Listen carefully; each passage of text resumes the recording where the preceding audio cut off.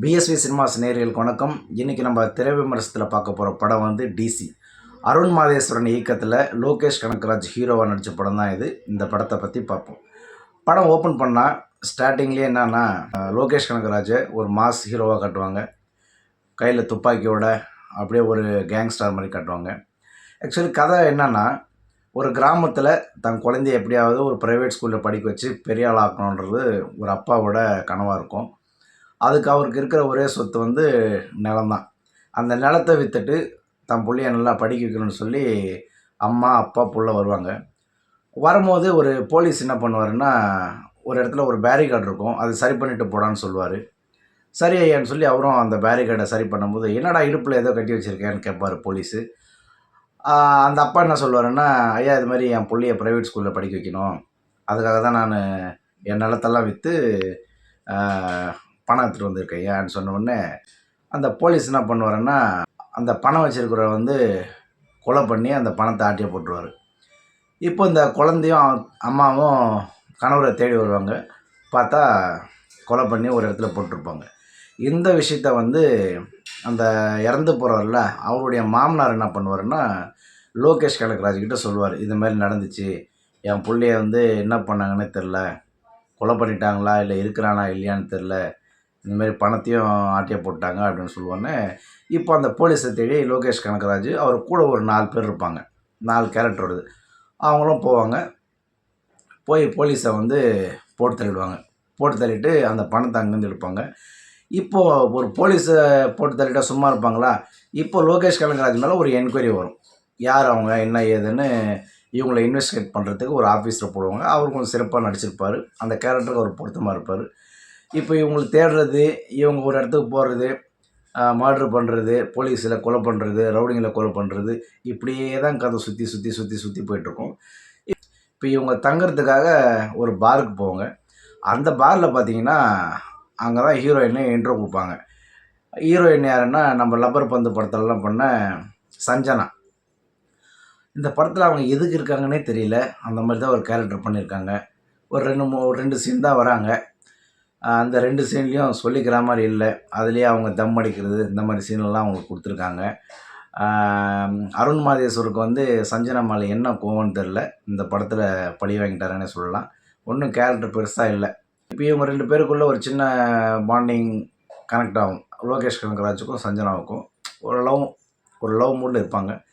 அப்போ police attack பண்ணி shoot பண்ணும்போது சஞ்சனாவுக்கு குண்டடிப்பட்டு சஞ்சனா இறந்துருவாங்க. கட் பண்ண உடனே இன்னொரு கேரக்டரை கட்டுவாங்க. இன்னொரு ஹீரோயின் வரும்.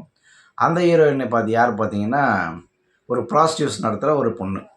அந்த பொண்ணுக்கு லோகேஷ் கனகராஜுக்கு என்ன தொடர்பு, அது எப்படி போகிறதுன்றது செகண்ட் ஹாஃப் ஃபுல்லாக காட்டுவாங்க. அந்த பொண்ணு தான் வந்து ப்ராஸ்டியூஸ் பண்ணுற பொண்ணு. அந்த இடத்துக்கு போவார் இவர் யார், நம்ம லோகேஷ் கனகராஜ் அந்த ப்ராஸ்டியூஸ் பண்ணுற இடத்துக்கு போகும்போது அந்த பொண்ணை இன்ட்ரோ பண்ணுவாங்க. அப்போ வந்து அந்த பொண்ணுக்கு அவர் ஹெல்ப் பண்ணுவார். நான் வந்து அதுக்கு வரல, நான் உன்னை ஹெல்ப் பண்ணுறதுக்கு தான் வந்திருக்கேன்னு சொல்லி அங்கே இருக்கிற ரவுடிங்களை எல்லாரையும் கொலை பண்ணி துப்பாக்கியில் சுட்டு வெட்டு குத்துன்னு ஒரே ரகலையாக இருக்கும். அந்த பொண்ணை காப்பாற்றி வெளில வருவாங்க. அப்போ அந்த பொண்ணு சொல்லும், இனிமேல் நான் உன் கூடயே வந்துடுறேன், நான் வேறு எங்கேயும் போக மாட்டேன் அப்படின்னு சொல்லி லோகேஷ் கனகராஜ் அந்த டீமை கூடயே வரும். இவங்க நிறைய இடத்துக்கு போகும்போது இவங்க நிறைய இடத்துக்கு ட்ராவல் பண்ணுவாங்க. அந்த பொண்ணு கூடயே வரும். அப்போ அவங்க 2 பேருக்குள்ள ஒரு சின்ன ரிலேஷன்ஷிப் உருவாகும். அது லவ்வுன்னு சொல்ல முடியாது, அதுமாரி ஒரு நம்பிக்கைத்தன்மையாக இருக்கும். கடைசியில் பார்த்தீங்கன்னா, லோகேஷ் கனகராஜ் ஒரு இடத்துல மாட்டிப்பார், போலீஸ்கிட்ட மாட்டிப்பார்.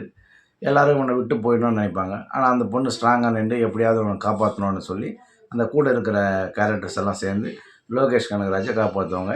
அதுக்கப்புறம் இவர் இன்வெஸ்டிகேஷன் பண்ணுற போலீஸ் ஆஃபீஸருக்கும் இவங்க ஒரு இடத்துல மீட் பண்ணுவாங்க. 2 பேரும் அடிச்சுக்கிட்டு ஒருத்தருக்கு ஒருத்தர் வெட்டிக்கிட்டு துப்பாக்கியில் சுட்டு செத்தே போயிடுறாங்க.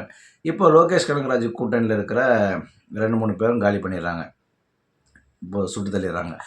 அப்புறம் பார்த்தீங்கன்னா, இதுக்கப்புறம் மியூசிக் அனிருத் பண்ணியிருக்காரு. மியூசிக் வந்து அனிருத் பண்ணியிருக்காரு, நல்லா தான் போட்டிருக்காரு. இன்டர்வெலுக்கு முன்னாடி ஒரு பிஜிஎம் வரும், அது கூஸ் பம்பாக இருக்குது உண்மையிலேயே சொல்லப்போனால். அதேமாரி கிளைமேக்ஸில் அதே மியூசிக்கை ரிவீல் பண்ணுறாங்க, செம்மையாக பண்ணியிருக்காங்க. அது மற்றபடி ஸ்க்ரீன் ப்ளே அப்படியெல்லாம் ஒன்றும் சொல்கிற மாதிரி இல்லை. ஆக்சுவலி அருண் மாதேஸ்வரன் எதுக்கு படம் எடுத்தாருன்னு அவருக்கும் தெரியல. லோகேஷ் கனகராஜ் இதில் எதுக்கு நடித்தோன்னு அவருக்கும் தெரியல. அப்படி தான் நாம் நினைக்கிறோம். ஏதோ ஒரு மெசேஜ் இருக்கான்னு பார்த்தா ஒரு மெசேஜும் இல்லை. எப்போ பார்த்தாலும் வெட்டு குத்து சுடுறது இதுதான். அப்போ நீங்கள் வந்து பப்ளிக் என்ன சொல்ல வரீங்க? பப்ளிக்கை முட்டாளன்னு நினைக்கிறீங்களா என்னன்னு தெரில. அது மாதிரி தான் நீங்கள் படத்தை எடுத்து வச்சுக்கிறீங்க. ஏதாவது ஒரு கான்செப்ட் இருக்கணும்ல. எதுவுமே இல்லாமல் அடிதடி சண்டை குத்துன்னு இருந்தால் அப்போ வரக்கூடிய ஜென்ரேஷன் என்ன பண்ணுவாங்க? அப்படி தான் தயாராகுவாங்க. தயவு செஞ்சு லோகேஷ் கனகராஜ் அவர்கள் எவ்வளோ நல்ல கதைங்களாக இருக்குது. அந்த கதைங்கள்லாம் நீங்கள் சூஸ் பண்ணி பண்ணலாம். இந்த மாதிரியான வயலன்ஸ் கதைங்களை நீங்கள் தயவு செஞ்சு தவிர்க்கணும். ஏன்னா உங்களுக்கு ஒரு நல்ல நேம் இருக்குது. அதை நீங்கள் ஸ்பாயில் பண்ணிக்க வேண்டான்றது என்னோடய அட்வைஸ் கூட நீங்கள் எடுத்துக்கலாம். ஓவராலாக படம் வந்து ஃபேமிலி ஆடியன்ஸு கவர் பண்ணுமான்னா கண்டிப்பாக பண்ணாது. ஒரு யங்ஸ்டர்ஸ் அந்த ஜென்ரேஷனில் இருக்கிறவங்க தான் இந்த படத்தை பார்த்து என்ஜாய் பண்ணலாம். மற்றபடி ஃபேமிலி குழந்தைங்க கண்டிப்பாக இந்த படத்தை பார்க்க முடியாது. ஏன்னா படத்துக்கு ஏ சர்டிஃபிகேட் கொடுத்துருப்பாங்கன்னு நினைக்கிறேன். மற்றபடி படம் சொல்லிக்கிற அளவுக்கு பெருசாக இல்லை. ஏன்னா லோகேஷ் கனகராஜ் வந்து ஃபஸ்ட்டு ஹீரோவை பண்ணுறாரு. அது அவருக்கு பெரிய ஏமாற்றம். ஏன் இந்த மாதிரி கதையை அவர் சூஸ் பண்ணுறாருன்னு தெரியல. அடுத்தடுத்த படங்களில் நல்ல கதைகளை சூஸ் பண்ணி அவர் ஹீரோவாக பண்ணணுன்னு என்னோடய வேண்டுகோள். மறுபடியும் அடுத்த ஒரு திரை விமர்சனத்தில் உங்களை சந்திக்கிறேன். நன்றி.